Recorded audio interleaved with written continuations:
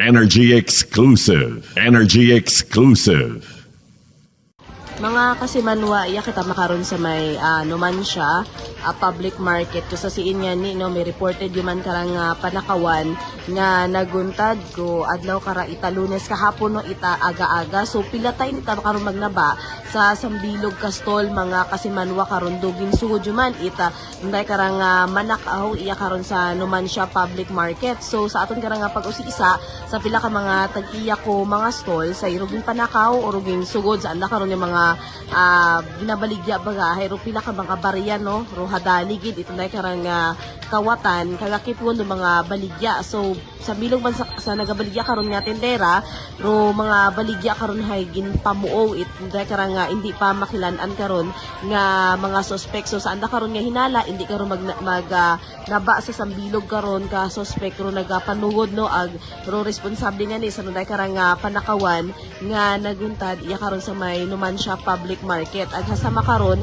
hay may lead yun man no raton karang mga kapulisan suno sa mga tendera iya hay may lead yun man raton karang mga kapulisan sa nunday karang panakawan nga ni ginapadayon pa man kararo investigasyon raton karang Numancia PNP dahil ngani pilang beses siya karon nga reported or pilang beses na nga karang natabo or pagpanakaw sa pila ka mga stalls iya sa pila ka mga baraka iya sa aton karang Numancia public market mga kasimanwa.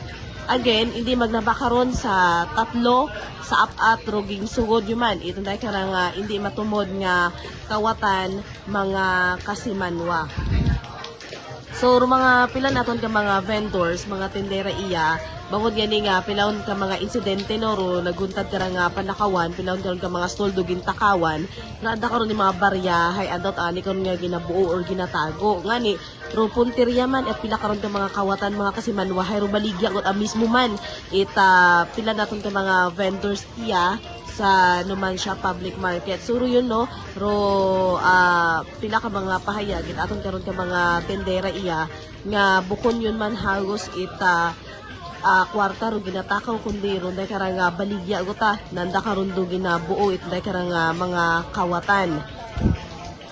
So again, suno man kanda hindi nabasa sa bilog or sa daywa karon do suspect nga nagapanungod iya sa Numancia public market mga kasimanwa.